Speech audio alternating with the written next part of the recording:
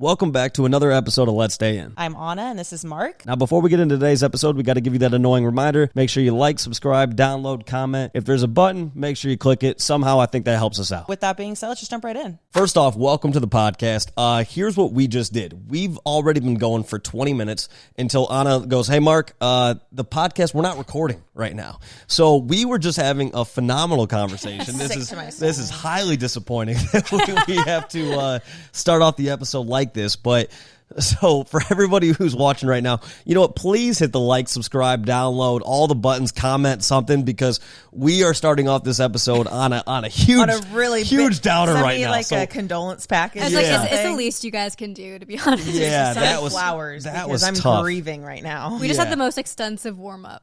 That was such a beautiful conversation. I know, but we're moving past it. So, Willow, welcome to the podcast episode. We're joined by our good friend Willow. Willow, give everybody like a 30-second spiel. Who is Willow? And then we'll jump into things from there. Well, this is my second round of it. Yeah. So you'll be better at it. Pretend like you're hearing these questions for the first time.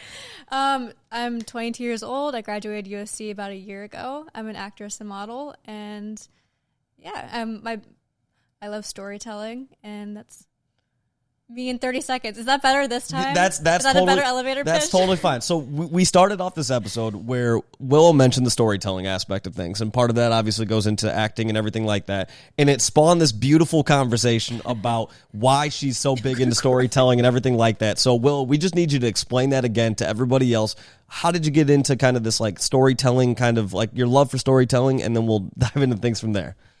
Yeah. So as I was saying, I grew up incredibly shy. I moved around a lot throughout my life, and I didn't necessarily have the best childhood.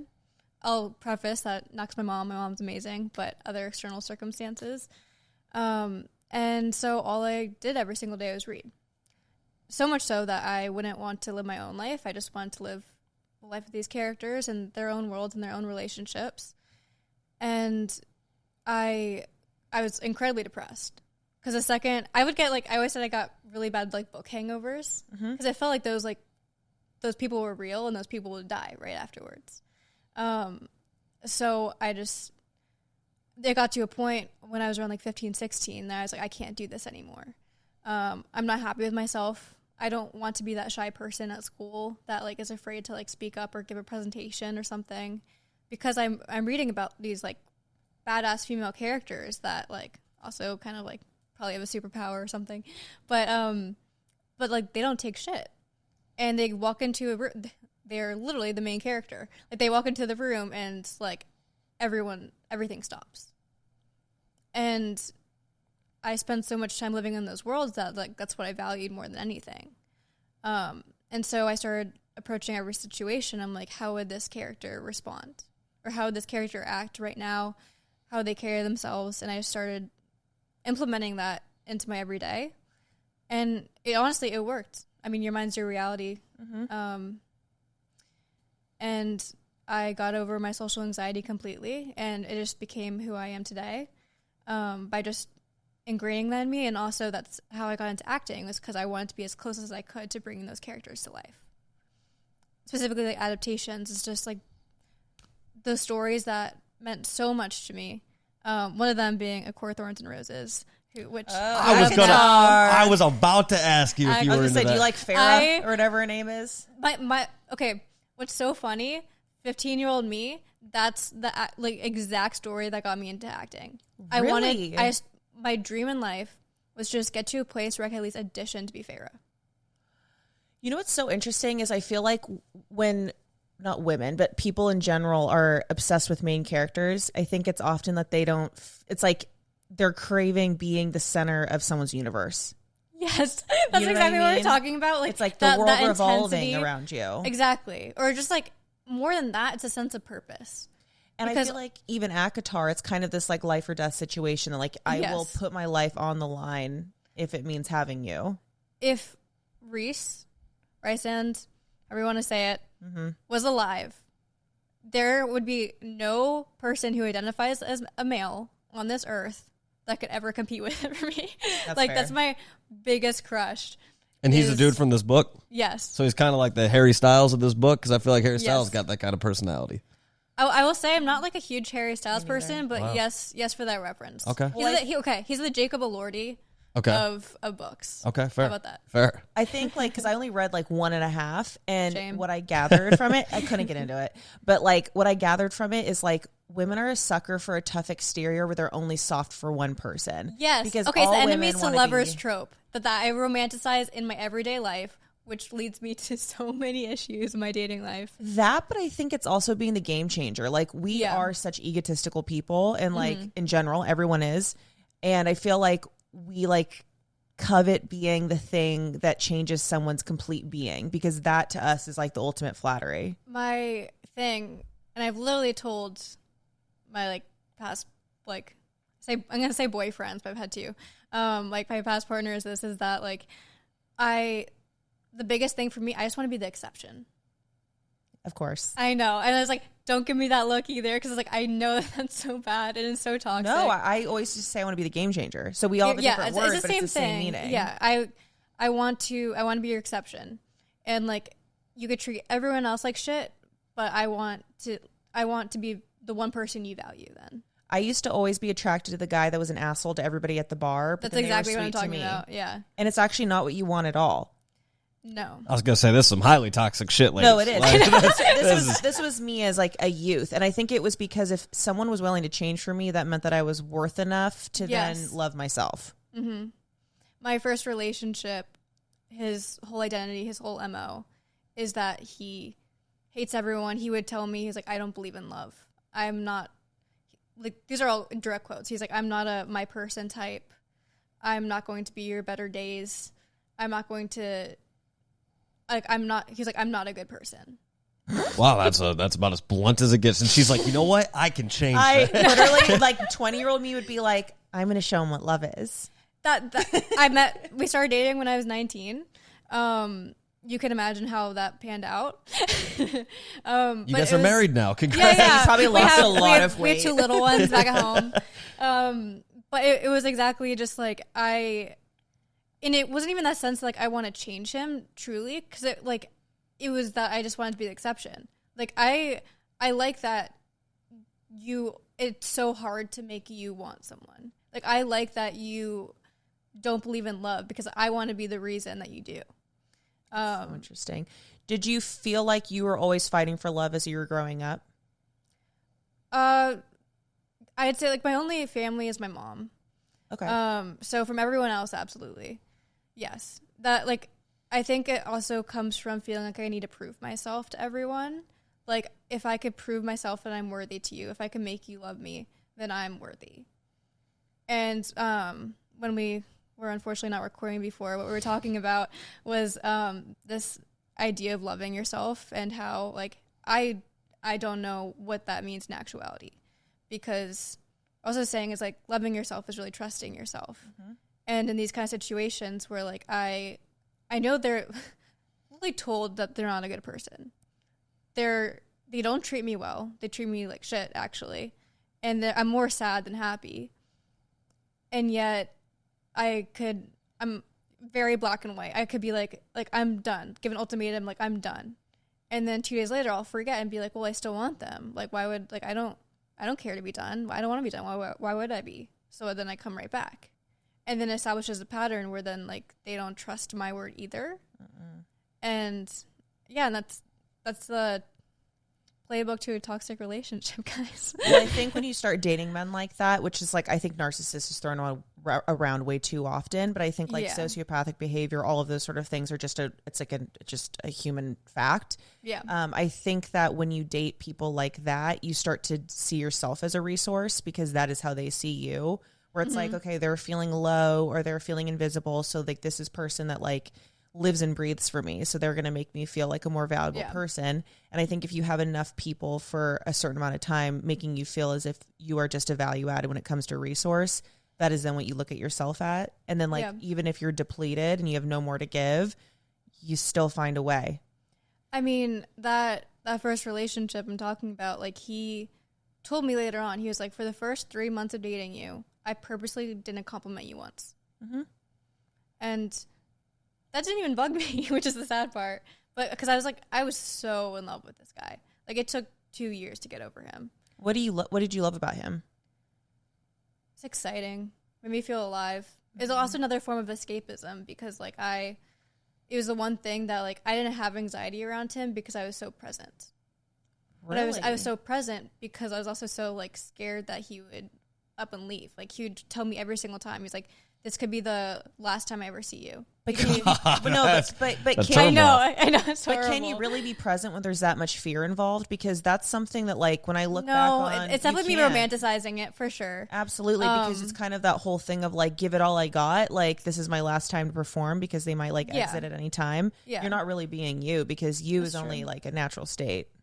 That's true. It was constantly like fight or flight. Yeah. Like all the time. Well, going back to your original point, you were talking about the whole, like, what does loving yourself look like? I really think it's being selfish. And I think selfish has such a negative connotation to it. And I've mentioned this before, but it's like the word selfish just means you're doing things that you enjoy, right? And so to me, in a perfect world, like right now, I want all of us to be selfish in this moment. And what I mean by that is selfishly, I want to record this conversation, have this podcast episode with you guys, and I want you guys to love it, right? I know you guys want the same thing. We all want to have a great conversation. We all want to sit here, chat with each other, and and enjoy this moment and everything like that. I want the person who's listening to this to selfishly want to listen to this podcast episode, and therefore they're getting something out of the conversation that they really, really love, right?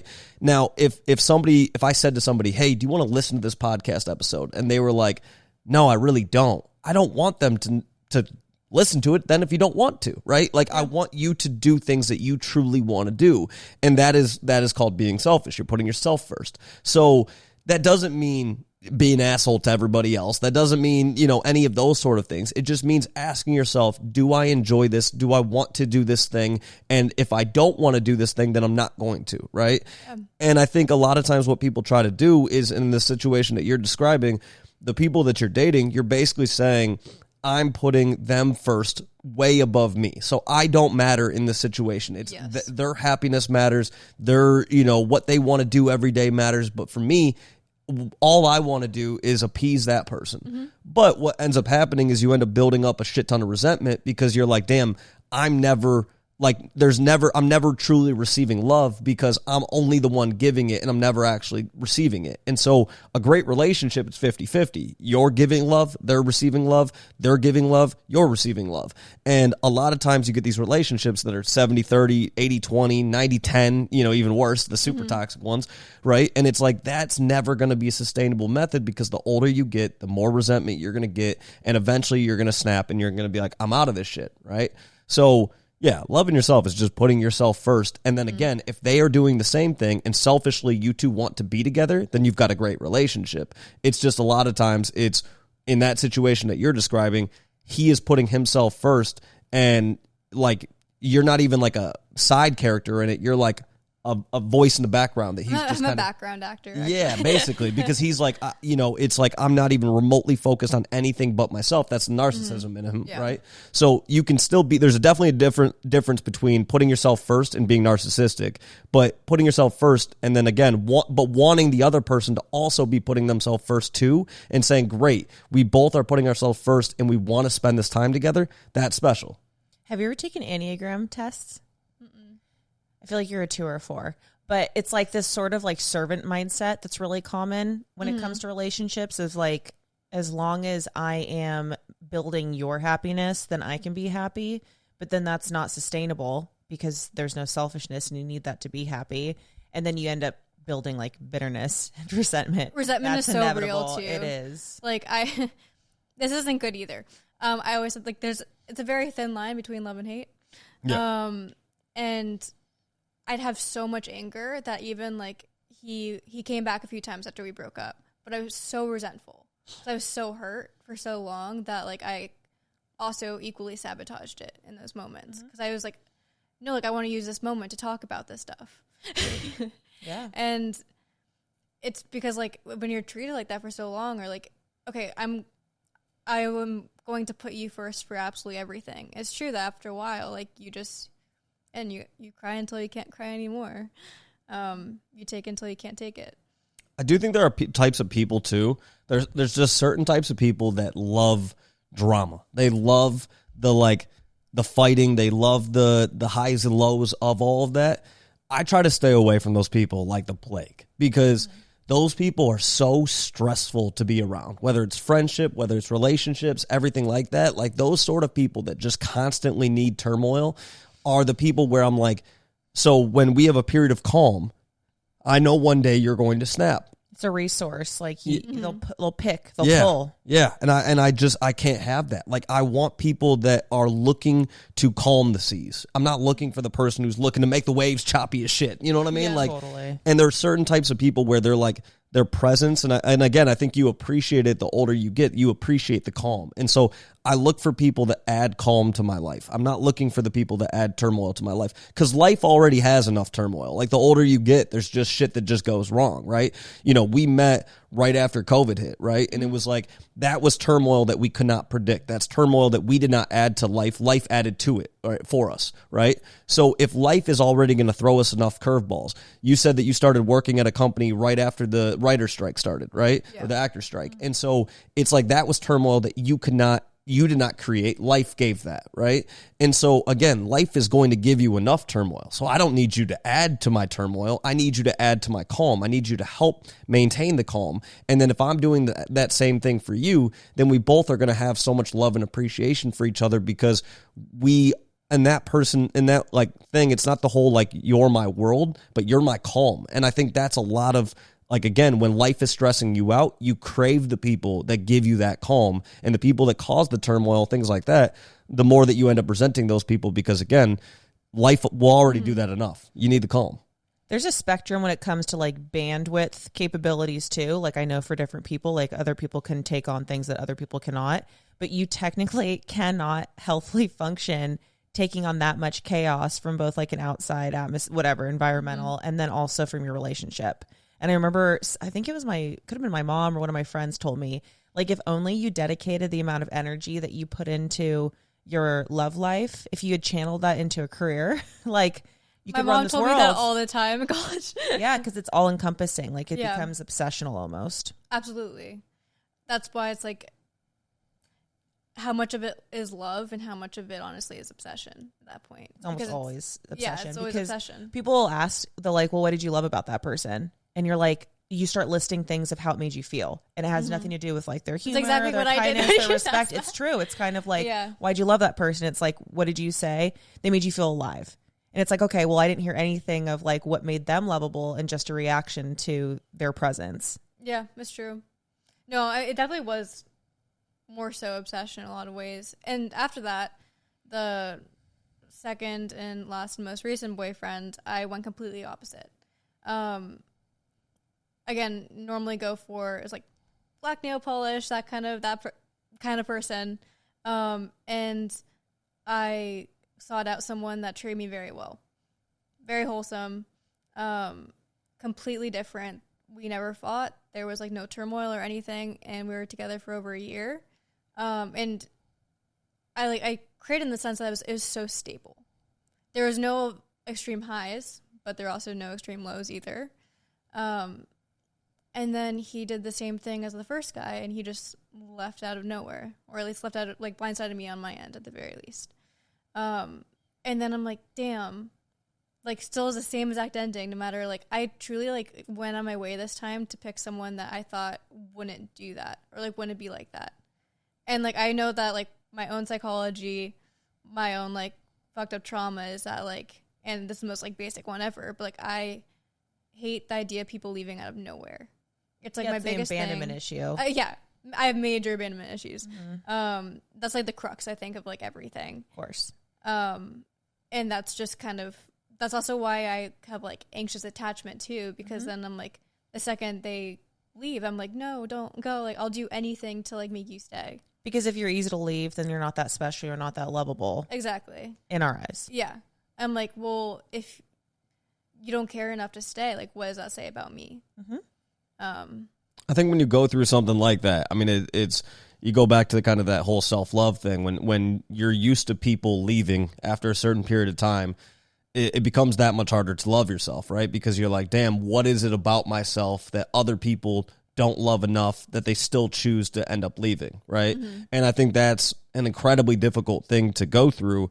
The thing that I remind myself, because I've gone through that multiple times now, and it sucks every single time, and it's never easier, it's never, anything like that, but I always remind myself, the person that won't leave is out there. Like, the person that is wanting to take on life with me is out there, right? And so anytime I go through any sort of breakup or any person exits my life or whatever, I'm like, hey, I'm one step closer to finding the person who is right for me, because I've realized that that person is not the one, right?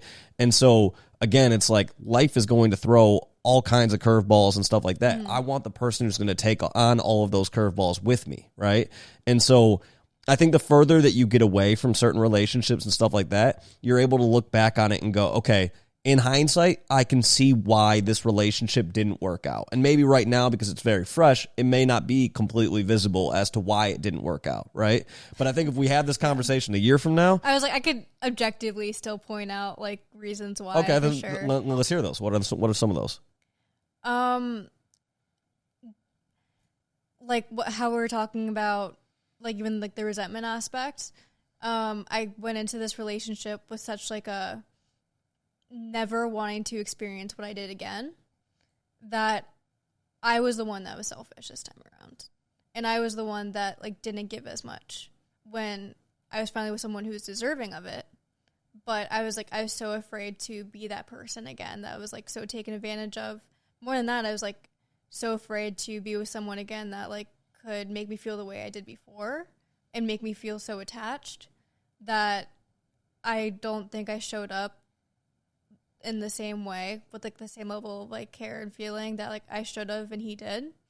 And I think that built up resentment on his end for, like, good reason for, like, over the course of a year. Because we didn't fight. We didn't have drama or anything. But it's just, it's really hard when, like, you never know what someone's going to come to the relationship with.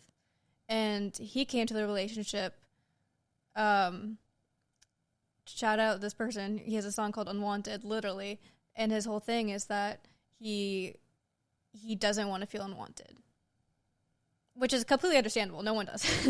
But, like, and my thing was that, like, I need to not give as much as I did before.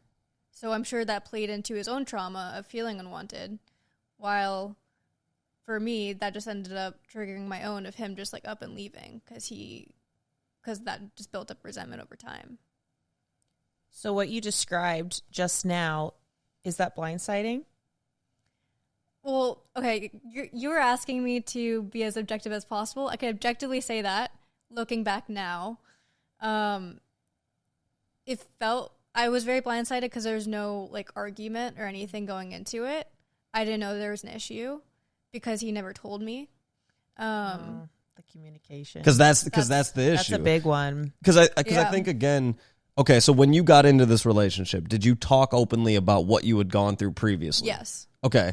And had he expressed openly about what he had gone through openly, or what he had gone through previously? I'd say I'm very vocal. I'm very direct. But he valued me so much that he was afraid, which is, like, crazy because I was in the same exact position before that, but he was afraid that I would leave. So he never felt comfortable expressing his, like when he was hurt or angry. Because of that, I never knew that he was in the first place. And it sucks too, because it's like, if he had expressed that, then I easily would have course corrected and been like, okay, and this is fair because I experienced it too. I was like, you want me to post you more? I will absolutely do that. It takes nothing for me to do. But I didn't know that was an issue. So that was something that just, like, over time, it was like a crux of the issue for him. We can't read minds. I know, we can't read minds, and that's why I'm like, it was blindsiding in the sense that, like, I didn't know anything bad was going on. I could say, looking back now and, like really thinking about it, but in the moment, I thought we were fine. Like, 2 days before that, we had, like, a shared notes app. He had, like, kids' names picked out. Like, he was always talking about the future. And so in that sense, I was like, that's the last thing I ever expected. I think it goes back to, I mean, at the end of the day, communication is so important. And Yeah. There's certain people where, like, again, I don't want to force somebody to communicate. I want them to want to communicate, right? And so I can't read your mind. I don't know every thought that's going through your head, nor can you do the same for me. So I have to vocalize then how I feel, but I also have to create an environment comfortable enough where that person feels comfortable to express how they feel, right? And so we actually had this conversation the other day about how I had to have an uncomfortable conversation that I wasn't really looking super forward to with somebody else. But I said to Anna, I was like, if I have to have this conversation, because if I'm avoiding it because I'm afraid of what could happen as a result of the conversation, then I'm going to just put this conversation off for forever. But I need to express how I feel. And the only way they'll know properly how I feel is if I openly say how I feel, right?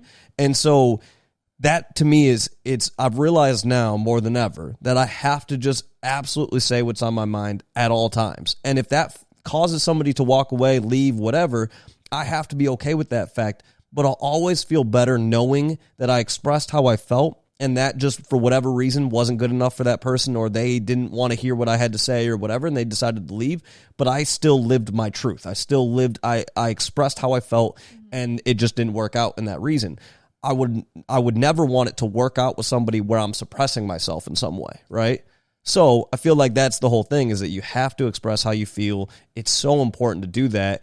And then even the other day, Anna was telling me about a conversation she had with her boyfriend where she was having kind of a stressful day and things like that. And he said to her, is there anything I could have done to make this easier for you? And it was such a powerful conversation. She was talking to me about this off the podcast, right?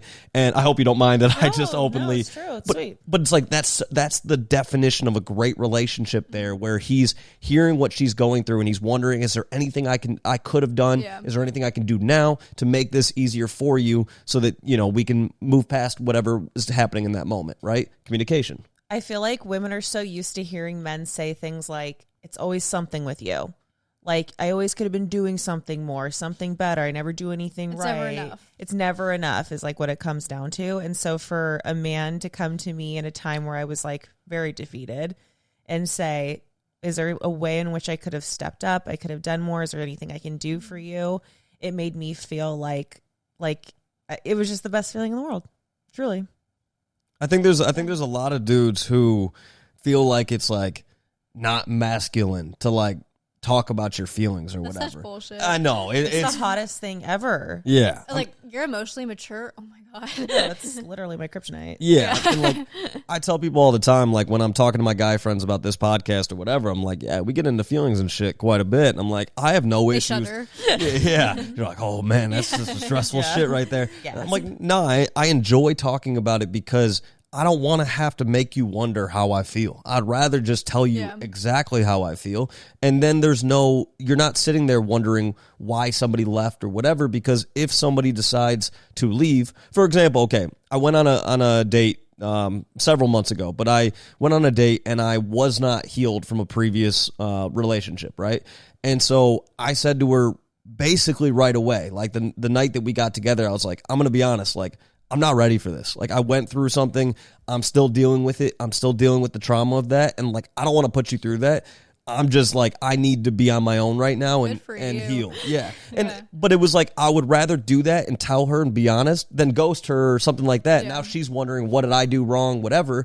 And so instead I was like, okay, cool. I have this 10-minute conversation, however long it ends up being, and now she's going to know exactly how I feel, and she's going to know it truly had nothing to do with her. It was everything I thought I was ready. I realized I was not, and I realized I need to go through and heal that trauma before I would be able to move on, right? And so, again, I think that's why you have to take such a reflective point on a regular basis, looking at yourself and looking at, am I doing the right things? Am I healing myself the right way? How do I feel in this given moment? Am I ready for certain things? Am I not ready for certain things? Is this person helping me in terms of, and it could be friendship, it could be anything, is this person helping in my healing process, right? Anna's been such a good friend to me and vice versa. I know because we've been there for each other when the other person's going through a healing phase, right? And we're there to provide advice and guidance or just get your mind off things or whatever, versus there are certain people where you express what you're going through and they're like, oh, okay, that's great. So where do you want to go out to eat tonight? And yeah, you're like, exactly. Motherfucker, what? I'm getting deep here, Yeah. So again, it's it's important to understand where you're at in that moment. where you need to go, and then surrounding yourself with the people that help with that process. Because it's a process. I think one of the biggest mistakes I've ever made in dating, and I see other people make the same mistake, is personalizing someone's entrance and exit from your life. Because if you're going to believe something negative, you have to believe the positive. And then we haven't comprehended the fact that like neither could be true. You know, someone's entering because of, they want a warm body. They want to, they have a void that they want to fill. And we want to believe that we're magnetic and charming and like a once in a lifetime person. But then that means we also have to believe the exit. And so I think if we just take the personalization out of dating, it's actually very freeing. That's why, like, again, like, you never know what someone's showing up with. Like, whatever baggage they're coming with, you have no idea. Exactly. And that's where communication, becomes so important. Like, I always say, I'm like, people always are, well, how soon do you get into the deep shit? And I'm like, man, like minute one. I was like, we start off strong. Yeah, I'm like, listen, let's pour some tequila up and let's start getting into our trauma. Let's unpack this shit. Because to be fair, I'm like, if I don't know what you've gone through, I don't know you, right? I agree. So we can, if you want to sit at a restaurant and have one of those like, really surface level conversations about like, so what do you do? Oh, I do this. Cool. How many siblings do you have? Oh, that's nice. What's your go-to spot in LA? Like, bruh, come on. Yeah. Like, let's get into some shit. How did you get in the spot that you're in today? Like, everything that you've gone through has brought you to this moment right now. Everything that I've gone through has brought me to this moment right now. How you doing? What's going on? Like, how we living, If you were to take a guess, would you think that more men or women initiate a breakup? Men. Really? Why? Because they don't express their emotions, so they're the ones that get... This is a huge generalization. Yeah, no. But because they're not as comfortable expressing their emotions, again, like, resentment is very real, and it's horrible feeling unheard. And for so long, I'm sure that leads to a lot of breakups, or at least like all the ones like I've experienced has been like they weren't comfortable expressing themselves, and so comes a moment when people snap. Yeah. And then they leave, and they get overwhelmed. They leave. They don't know why they did, and now they're stuck in that position of like having left, and they don't have the emotional maturity enough to then like go back or talk through it. Well, statistically speaking, it's actually women, right? Really? Yeah, more women initiate breakups, which I thought was so interesting because I thought it was men too. Because I've always had this opinion that men like have a grass is greener mindset of like, I can always level up, I could always do better, like better to trade in. But it's actually women. I think that's because from a guy's perspective, I think there's a lot of guys out there that, I've had conversations where I'm talking to buddies or whatever, and they're talking about, and usually, to be honest, this is when they're younger. Like, I would say, like, probably 28 and under, where they'll talk about somebody they're dating, and they'll be like, yeah, I mean, she's probably not the one, but I'm just kind of like, stick around. Yeah. And better than nothing. Yeah. And I remember, like, I would just say to my buddies, like, what's the point? Like, well, I don't get, if she's not the one, there's something about her, whatever, for whatever reason, she's not your person. Why are you dating her? It's sexually motivated. Yeah. Like that is the simplistic fact of it. Is like it is someone to sleep with. It's consistent sex versus having to hunt for it on a weekly basis if they can get lucky. Yeah, it's so fucked up. Yeah, it's fucked up. That probably is. Yeah, no, it's true. It's immediacy and availability of sex. Yeah, and so then I think why I think then women initiate the breakup is because I think eventually she feels that, right? She feels like, hey, this isn't. I don't believe he thinks I'm his person, right? And so she's feeling kind of his lack of interest, his lack of like doing certain things. Again, Anna's boyfriend saying to her, what could I do for you in this moment? What could I have done differently? Whatever, shows how much he cares about Anna, right? Mm-hmm. So when he's not doing those things, it's because he doesn't want to, right? It's not because he can't. It's not because he doesn't have the, emotional bandwidth to do something like that. It's because he chose not to, right? Yeah. And so it's because for whatever reason, you're not his person. The issue with that is that people, I think, a lot of times take that like, well, if I'm not that person's person, there must be something wrong with me. No. Yeah, like what else are they looking for? Hell then? No. Yeah. Sometimes I say to myself all the time, like both of them, like, whatever, I'll just say it. I think some of my exes have shitty taste. Like, I think I look at the previous people that they've dated or whatever, and I'm like, I'm not like those people in any way. Mm-hmm. So maybe there's a reason why things didn't work out with us, right? So I think when people are like, when someone says to themselves, like, I'm not this person's person. Again, they take it as like it's this huge knock on themselves. There's no reason to take it as a knock on yourself. There's a lot of people out there who have dog shit taste in other humans. And so if you look at that person and you're like, hey, their track record is they've dated asshole, loser, blah, blah, blah, blah, blah. Are you really then disappointed that you're not right for them? Because, I mean, obviously they have a certain type that they keep going after for whatever reason, right? That's and true. So, you know, if one of your exes leaves you or whatever, and you're sitting there wondering, like, what could I have done differently? That's not to say that what they were looking for were the right things. They may be looking for a lot of very wrong things, and you should be glad that you don't possess those things, right? I once had a boyfriend where I noticed that all of his relationships, except for with me, were with women that he cheated on with behind the other partner's back, if that makes sense. So every single partner was like the recipe of an affair. Mm-hmm. And then when it didn't work out with us, when I got dumped, I was thinking to myself, like, what's wrong with me? Like, why didn't I get chosen? And then they end up with the person that they cheated with. And I think about like, okay, I ethically would never have done those things. I don't have that set of like maliciousness, you know, and skills that they clearly had. And so why would I want to be chosen by an individual that is attracted to that? Kind 100%. Of plays along with what you're saying. Yeah, 100%. And so I think when you frame it that way, instead of asking yourself like, what was wrong with me, like change that from, okay, so they just have shitty taste. And like, it's something I say to myself all the time, because it's like, I don't know, it's okay. We all have our certain restaurants where we're like, this restaurant is my favorite. This restaurant is amazing. The food is incredible. And then you go there with somebody and they're like, oh, I don't like this at all. And you're like, what? Excuse me. So tastes are different, right? And so you are not everybody's cup of tea, right? That is the reality of it, right? And so, you know, there might be some girl that's listening to this podcast who's like, I could never date Mark. He's too in touch with his feelings. He's not masculine enough, or, you know, whatever, right? Like that could be somebody's take. And if that's their take, if that's how they feel, fine. I'm not here to change your taste. Like your taste is your taste. But I am who I am, right? And I'm not going to change myself to be somebody else's definition of perfect, right? I am me, and I want to find somebody who likes me as me. I don't want somebody who comes in and is like, hey, you have these 4 qualities that I love, but you have these 47 that I want to change completely. I'm like, why would I want that, right? So you have to look at it and say, if I'm not this person's cup of tea, again, I don't necessarily want to be.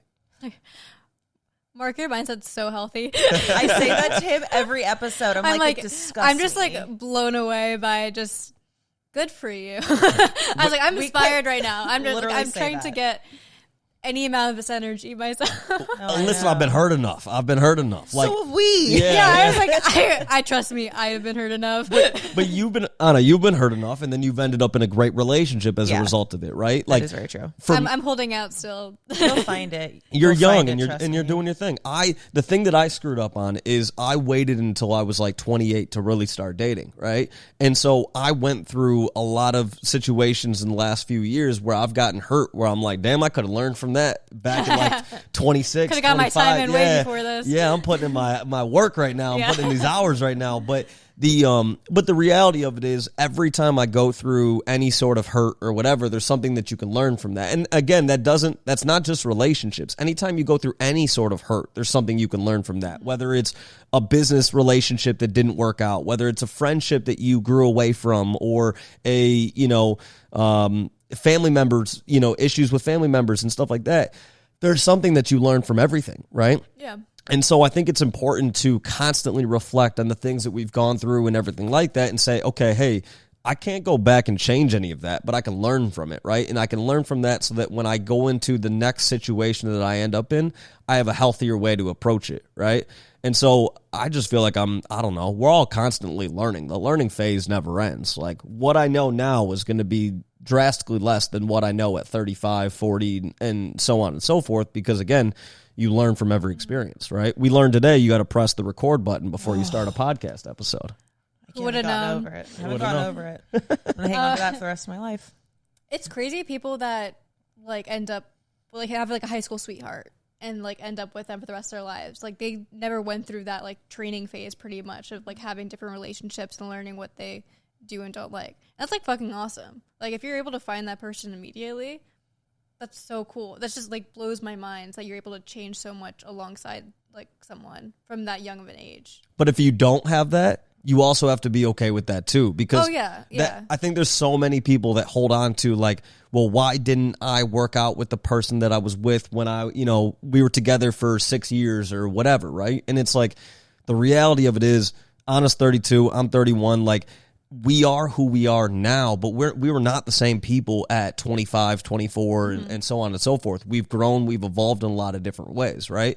So it's hard to find somebody when you're in that like true, like huge growth spurt, right? Which I think like 17 to like 22-ish, 23 is a huge growth spurt. You're changing in so many different ways that you have to be okay with the odds of you outgrowing people is drastically high. And again, that means friendships, that means relationships, that means everything. There's a lot of people who are in your life at 17, 18 that won't be in your life when you're 30. And I think that's just part of natural selection, essentially. Question. Kind of off topic a little. No, it's on topic.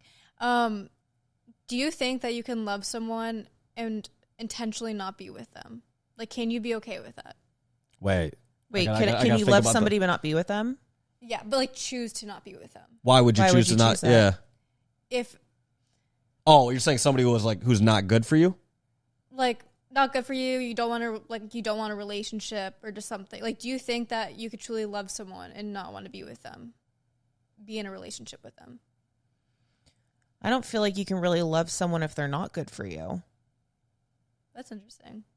Genuinely. Like, I think that like for someone to be good for you is to show this, like, every honest side of you. Like what I was saying earlier about like, you can't really be present unless you feel healthy and safe.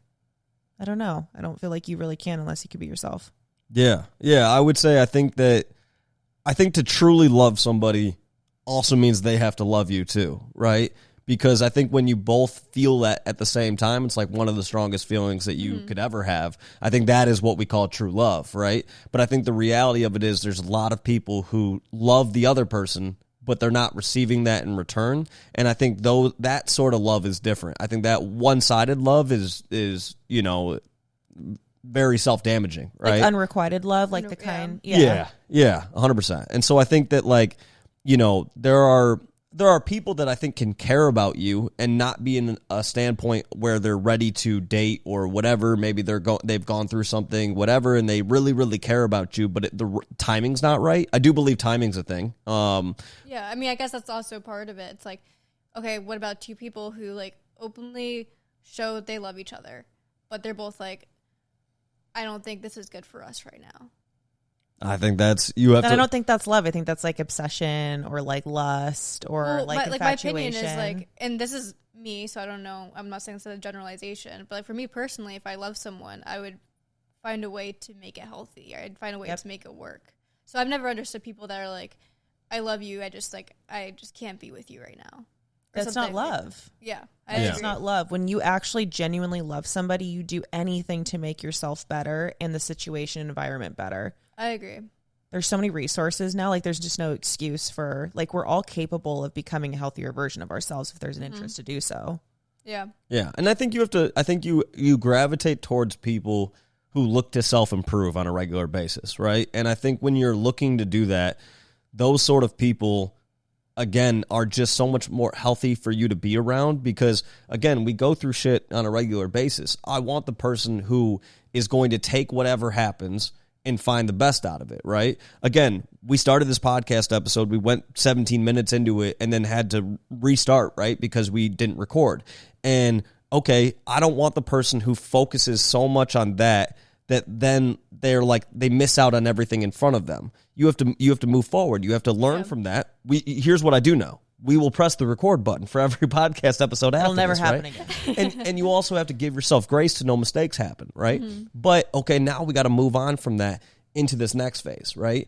And I think there's a lot of people who are super stuck in the past and are never looking to improve and learn from the past, but then move forward. And you have to move forward. Yeah. It's so important to move forward. And so that's something that I actively try to do, again, on a super regular basis, is like, you can sit there all day, every day and go, I can't believe this thing didn't work out with this person. I can't believe this job opportunity I lost. I can't believe I got fired. I can't believe that I've gained weight. I can't believe that, blah, blah, blah, blah, blah, right? You can go through all the different things in life where I can't believe this thing happened to me. But the reality of it is it did happen to you, right? And so all you can do now is learn from that experience and move forward. But if you're sit there repeating over and over and over again, I can't believe this thing happened to me, then you're just literally stuck in neutral, right? You're not going anywhere. And so the most important thing that you can do is go, yes, I know that this thing happened to me, and I'm going to learn from that, and now I'm going to move forward because there's nothing I can do to change the course of history of what's already happened. You can only control your reaction. 100%. That's like such a happy medium to like what other people's norm is, because like I think a spectrum is like there are people that are stuck in the past and there's so much resentment and bitterness and like almost like a martyr mindset. And then there's the people that are like constantly moving forward, like the escapist people, where like my therapist always tells me like stoicism is like not something to be rewarded. Like you being stoic and not acknowledging like a tragedy or a trauma does not make it so that thing didn't happen. And it's almost like you need to, like, if something upset you, acknowledge what it happened, acknowledge like the spectrum of emotion that made you feel, acknowledge the existence, and then move past it. I definitely have like best of both worlds a little bit. Oh, that's good. No. I'm saying like not good. Not good. The escapism, and then also just being like stuck in your past in a lot of ways. Oh, that's interesting. I say I have a lot of virtues. Forgiveness is yet to be one of them, probably. Like I have a really hard time moving past things, and that's not like in a like I'll carry anger with me. It's just that like I have a hard time moving on in general. Do you feel like that's because you're not saying what you actually feel? Like do you feel like you have a habit of dismissing or not verbalizing how someone's made you feel? I'd say like I communicate pretty well. I'd say like I'll say something that's on my mind.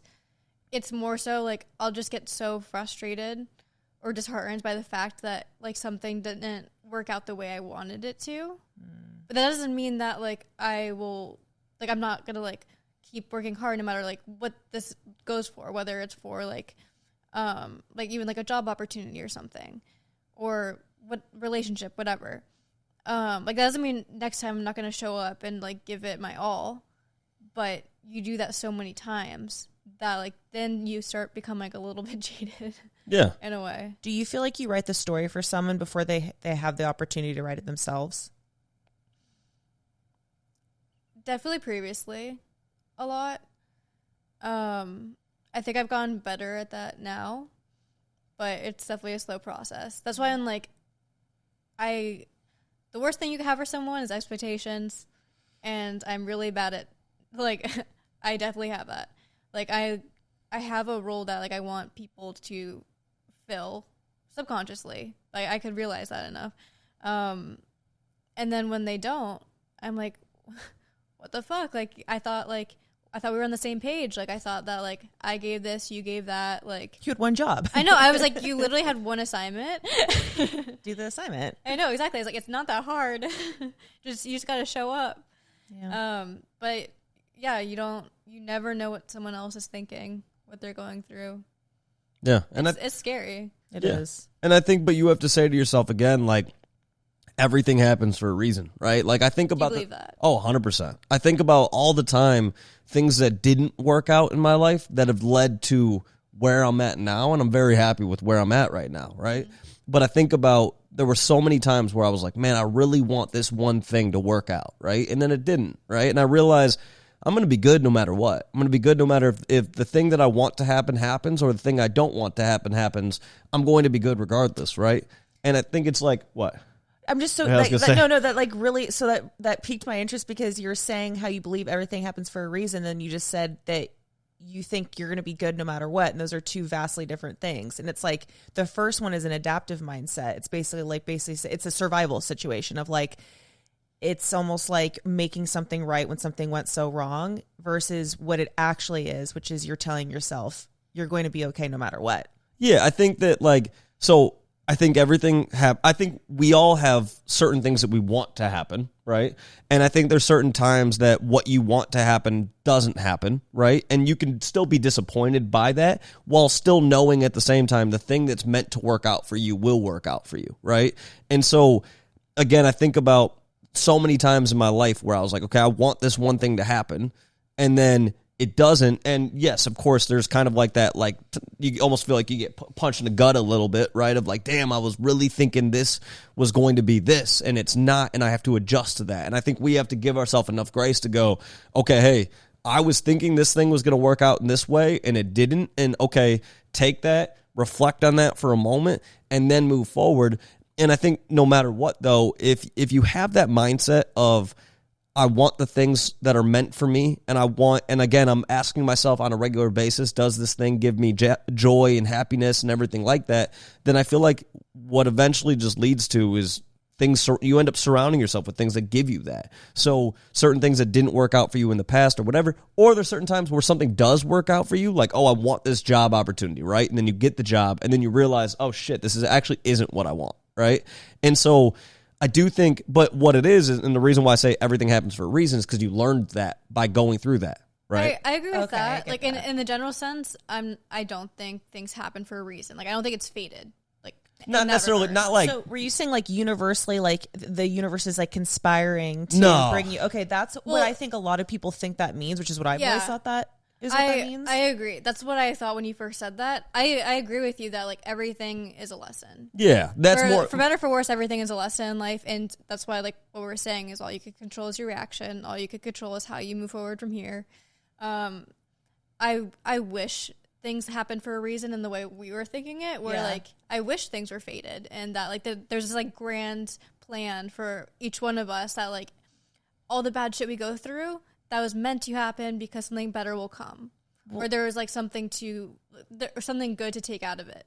I just think you have more control over it, like than what people want to believe, right? I think there's a lot of times that people are like, well, life has this plan for me, right? So it's going to work out, right? And I'm a realist, so I'm like, no. You are not guaranteed happiness in life. There's a lot of people who die very unhappy. Like that's the sad reality of it that people don't often want to accept. But like the truth of the matter is you are not guaranteed anything in life. You have to take control of your life and say, hey, if I want happiness, if I want beautiful things around me, I have to only accept beautiful and happy things around me, right? Now, again, life is going to throw you curveballs that you can't control and everything like that, but you can control your reaction to those things, right? And if you approach it the right way, then you get back into that path of where you want to go, which is truly loving life, loving the things that don't work out for you, loving the things that do work out for you, right? But again, I think there's a lot of people who look at life and they're like, well, I know there's this like kind of like destiny for me or whatever, and I'm going to achieve that just because it's like destined for me. And I'm like, no, I strongly don't believe that. I think you have far more control over your life, but you have to then reflect and learn from everything that you've gone through previously and take those learnings and have that affect how you moving forward. Because if you're just going through life going, well, this thing happened to me, whatever, but passive. but I'm not adjusting from it. It's like, no, you have to. You've gone through 2 breakups. It's important for you to learn from both of those breakups and adjust your dating strategies moving forward so that you are, on your path to finding your person, right? Mm-hmm. Just as it's important if somebody goes through something with work or whatever, oh, I had 2 jobs that didn't work out for me, that, I ended up not liking both of them, or, blah, blah, blah, blah, blah. Okay, cool. Learn from that and figure out what you need to do moving forward so that you get to a path of, I'm doing something that I love every day, right? So it's just learning from all of it and then, getting to where you want to be. Yeah, I agree. Kind of along those same lines of just like believing that things are meant to happen. Do you guys believe in like manifesting? And not in the sense of like, okay, like not in a mindset sense where like I'm going to make this happen because I'm going to show up every single day and do it. But like the people that like write it down and envision it and believe that like putting that much energy towards it could actually just like make it come to fruition just for that, like doing it on its own. I feel like I'm probably totally wrong, but I've always looked at manifestation in that sense as being like almost like an exaggerated form of self-importance, of like thinking that the universe is dedicating so much energy to you in both negative and positive. So like people think that like, oh, I have so much bad luck, or like the universe is against me. The universe doesn't really give a shit about you. Like there's too many people on this planet. There's too many things going on. They don't care if you got the job or didn't get the job. So I think manifestation, like it can work in the sense of what you think about can become your reality, but I don't think there's like some cosmic I completely cosmic agree. fruition. I agree. Yeah. I don't think we're that important whatsoever. And this could tie into like religion or any sense of like looking for just asking a higher power, whether it's the universe or God or anything, just like for an outcome. Yeah. I don't think we're that important. I don't think that I think we just have ourselves and we have how we show up. Which I was going to say, I feel like a lot of people with that mindset, me being one of them, is a recipe for depression. One, because of importance and things like that. Yeah. But then also it can be such a relief because I feel like people with this sort of feeling or like this deep sense of importance versus not is they feel like the world revolves around them in a negative form. So like if a relationship were to fall through, everyone is looking at you. What did you do wrong? Everyone is thinking about all of your shortcomings. Whereas in reality, no one's actually thinking about you at all, which can be beautiful, but it can also be really, really sad when that is all you really want, is to be important. It's weird because we've talked about like how I want that sense of importance, like through like escapism or like just like I want to be that character in a lot of ways. However, when it comes to like religion and that kind of stuff overall, I'm like, I'd be a fool to say that I know anything. I simply don't. Like none of us actually do. I understand that there's the idea of faith, yes, of just like knowing that you don't have to see it to believe it. But for me, that's why I'm like, I don't know if it's true. It could be, or it could not be. All I know is that I have absolutely no idea. And I grew up with that mindset. So I'm like, it doesn't scare me. Like, I don't know what happens after we die. So you don't get existential dread? For death, yes. But in general, no. Like the idea of that insignificance doesn't bug me as much, but that's why I turn to stories.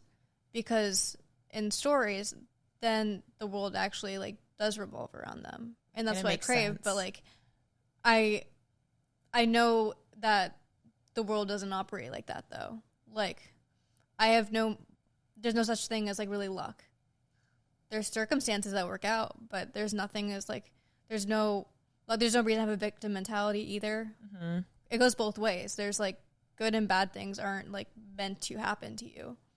I feel like books are like such a simplistic format that like that's what we crave. Like whenever I feel like I know I'm in the midst of like an existential crisis when I start reading a ton. Yeah, and that's just because like I need an introduction. I need like a character development. I need some like formulaic like like give me a formula and then an ending and then like complete. Whereas like life, it's like you're in and day life out. Is hard. Yeah, life is so hard. Life is a bitch. Life is weird too. It's just weird. You were talking about happiness before. Happiness is because it's a choice. It's so hard to obtain. Oh, I think happiness is like I don't even know how to define that. To me, my definition of happiness is making the best out of whatever happens. Because again, I think there are so many things in life where, like, okay, I went through something really tough last year, right? And I remember there was this day where I was just having a really shitty day, right? And I didn't want to leave my couch. I didn't want to go anywhere. I didn't want to do anything, right? And I said to myself, I'm like, Mark, you have to get up and make the best out of today, right? You're blessed to be here today. Even though this is a tough day, you're blessed to be here today. And I was like, just go and do something, right? And so I went to the grocery store and I got like a kombucha or some shit, right? And if that's not the most LA thing you've ever heard. Went to Erewhon. Yeah. Not even. Just went to a basic Vons, right? And I'm in line though. And that's very humble of you. Yeah. And I'm checking out at Vons and there's all these people around me, right? And I'm listening. I have like my AirPods in. I'm listening to music and whatever. And I'm thinking to myself, I'm like, none of these people around me right now have any clue what I'm going through today. They have no idea that I'm having a really tough day, right? And I have no idea what they're going through. Maybe they're going through something similar. Maybe they're going through something worse, right? But we have no idea what anybody's going through in any one moment in time, right? And so I was like, that's why I got to just be nice to people all the time, right? Because I have no idea what that person's going through, right? And so when I walked up to that register and the lady, checks me out or whatever, and we're having a quick conversation and she has a smile on her face that made me feel better, right? And so I realized that I could have easily just sat on my couch that day and moped and whatever, but I went out and it made me feel good to walk in the sun and just, and walk to the grocery store and use the legs that I'm blessed to have and then go to the grocery store and be blessed to have the money to afford to buy myself that drink that I wanted at that time period, right? And so I think when you stop to like find the little I guess like the beauty in all the little things, that to me is what is happiness. Because again, you're going to have plenty of things that happen that just suck, right? And that, again, there's nothing you can do to control those things, but you can control your reaction to everything. Now, I'm not saying it's easy to. When you have something really difficult that's happening in your moment, it's not like somebody can just say to you, like, hey, just find the joy in it. Like, oh, you just lost a loved one. Like, find the joy in it. Like, there are certain times where you have to say to yourself, like, hey, there isn't a lot of joy in this moment. This sucks. Like, this what I'm going through in this moment sucks. But at the same time, I know that, like, I have this life ahead of me, and I can make the best out of everything that does happen, right? And so in that moment, I can appreciate every day a little bit more, right? When you lose somebody, I need to appreciate every day even more, because I don't know how many days are left in my life. I don't know when I'm, the people that I'm friends with, I don't know how many more times I'll see that person in my life. Maybe they end up moving away and I don't see them often, right? There's all these little things. And so I think when you approach life and go, okay, there's so much unknown, there's a ton of unknown, but I'm just going to make the best out of what I can in this moment. I think that's, to me, what the definition of happiness is just finding the joy in the little things. Well, I feel like this is the silliest analogy ever, but when you have a crush on somebody and every single thing that they do impresses you, like something they're wearing, a song they wrote, everything about them is just like so impressive. I started looking at life like Not that. Not the song they wrote. No, sorry. But like, that's what I started doing, where I'm like, everything in my life has to impress me. Like, I have to be impressed by how good that tasted, how good that workout class was, how kind that interaction was. Like, I want to be in a constant state of being impressed. And I don't mean like level up, like everything always has to outdo the one, the next thing. But it's kind of like every single thing like went so much better than I expected. Does that make sense? Yeah. 100%. I have a crush on life. Yeah. No, I think I wish. But I had to fake it till you make it, I've done that before. Yeah. I was like, that's why, like, only thing you control in your life is your mind, and your mind is literally everything. Oh, the mind is so scary. But it's why I studied it in college, was because it's so terrifying, so unknown, and it's everything. Yeah. And you do have to actively take care of your mind. If you want to have a positive outlook, you have to do certain things that are good for you. Yeah. We live in a society where people drink far too often, they take too many drugs, they do this, they do that to mask a lot of how they're feeling, right? And so you do have to take care of yourself. I don't work out because I want to look good in the mirror or whatever. Sure, that may be an added perk of working out, but I do it because it's good for my mental, right? I need that, because when life is throwing me curveballs and whatever, I don't want my mental to be hurting me too. You know what I mean? Like, I need my mental to be working for me. I need it to be helping me get through these things, right? So that's why I'm big on taking, proper care of myself, getting good sleep, going to the gym and taking care of myself, surrounding myself with people who are healthy for my life, right? People that are good to me, people that don't actively hurt me or do, mischievous things or whatever, right? And so, am I going out and am I, touching grass and getting enough sunlight and doing Getting those sort kombucha. of things? Yeah, like, going in every once in a while, treat yourself to a massage or go do, whatever that makes you feel good, right? And taking care of yourself, because when you take good enough care of yourself, your ability to adapt to life's curveballs is just that much easier. I think a lot of people, though, again, don't take proper care of themselves, and then they're like, well, shit, why do I have such a hard, way of approaching this situation, or I'm going through this really tough time? And I'm like, well, are you getting good sleep? Well, no, I'm taking sleeping pills every night, and like I'm getting 3 hours of sleep, and blah blah blah blah blah. I'm like, I'm not going to bed until 2 a.m. All these different things, and I'm like, man, you're not helping your case. Like, you do have to do things to help yourself, right? Like, and I think that is one of the hardest things. I think when people are going through something tough, it is tough to look at yourself in that moment and say, am I actively doing the right things to get myself through this? And a lot of times I don't think people are, and then they wonder why. Again, it's the same reason of when somebody's going through something tough and then they're going out and getting shit-faced every night, and then they're like, why am I not happy? And it's like, because you're masking your pain with it. Yeah, I'm like, and I'm not saying, don't go and have a drink, here and there, but do that when like you're celebrating the good times. Don't be like, don't do it as a coping mechanism. Yeah, don't do it as a coping mechanism at all. And I think, again, there's a lot of people, escapism, like we talked about earlier, where people are like, hey, I'm just in this moment, I want to escape from what I'm going through. And again, you can you can't escape life. Like life will always catch try. you. Yeah, you can run, but life is gonna catch you. So you have to face the shit that you don't want to face. And so the healthier mindset that you can go into it with it, the healthier that you're taking care of yourself, the healthier ways that you're going to make through those things versus a lot of people who, again, make a small problem much larger because of the way that they approach it. This whole conversation is just my pitch to have coping be a subject in school that's taught. Yeah, absolutely. Because we don't grow up knowing how to do that. We're shit at it.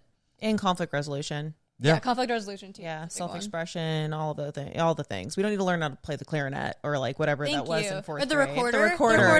Fuck the recorder. How about coping mechanisms? Yeah. That'd be great. Yeah, 100%. But I mean, yeah, truly, because it's like, again, I think we live in a sheltered life of there's so many things that are hidden from us until we get to a certain age. And then all of a sudden, all these things just start getting thrown at you and you got to just learn to deal with it, right?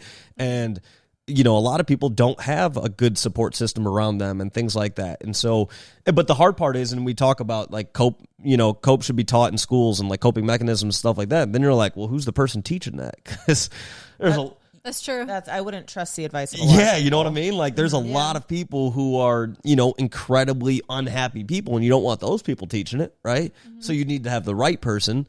But at the end of the day, I mean, that's why I think things like, Jay Shetty is such a great, like his mindset on life is so great. And so, yes, you're not hearing that in a classroom, but you're hearing that through your phone, on Spotify and shit, right? So I think that's why people listen to conversations like this and stuff like that, because there's a lot you can take from it. Yeah, I agree. So. Well, that was an amazing conversation. Yeah. Yeah, we recouped. We rallied. I'm impressed by that. Woo. Well, honestly, even look at this podcast episode, right?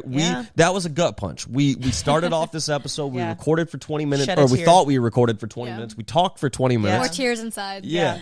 But we made the best out of it. Again, you can focus on the past and say, hey, it sucks that happened, and we can learn from it. We will make sure.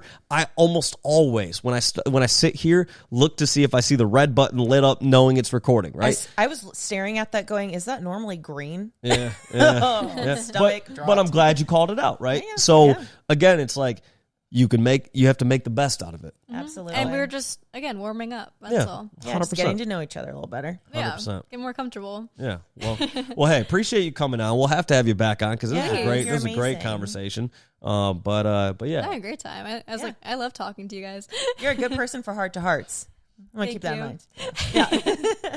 Well, thank you so much. As Mark does for every single date, I like to get to the deep shit right away. Yeah, absolutely. Gotta do it. Fuck that surface level stuff. I know. No small talk allowed whatsoever. Yeah, I'm a swan dive into the deep. Yeah, absolutely. 100%. So with that, appreciate everybody listening. And we'll talk with you guys soon. Love you guys. Bye. See you guys. Bye.